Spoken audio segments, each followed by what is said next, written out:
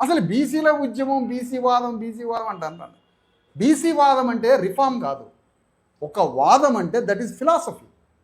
వాదము, నినాదము అంటే విముక్తి చేసేటువంటి, ఒక లిబరేట్ చేసే ఐడియాలజీ అని అర్థం. వాదము అంటే ఐడియాలజీ. బీసీ వాదము అంటే బీసీలకి పడ్డ శతాబ్దాలుగా, యుగయుగాలుగా అగ్రకుల వర్ణ వ్యవస్థతో పడ్డ రాజకీయ, ఆర్థిక, సామాజిక రంగాలలో, సాంస్కృతిక రంగాల్లో పడ్డ సంఖ్యలని తెంపి బీసీలని స్వతంత్రులుగా, స్వశక్తిగా, స్వధర్మంతో రాజ్యం మీద కూర్చోబెట్టడమే బీసీ వాదం. That is philosophy. మరి ఆ ఫిలాసఫీ అంటే ఏంటి? స్వతంత్రులుగా మార్చడం, ప్రభుత్వంలో అంతర్భాగంగా ఉండి రాజ్యంలో అంతర్భాగంగా ఉండడం కాదు విప్లవం అంటే. విప్లవం అన్నా, వాదం అన్నా, నినాదం అన్నా దిస్ ఈజ్ ఐడియాలజీ. ఏం ఐడియాలజీ? లిబరేట్ చేసే ఐడియాలజీ. ఏమి లిబరేషను?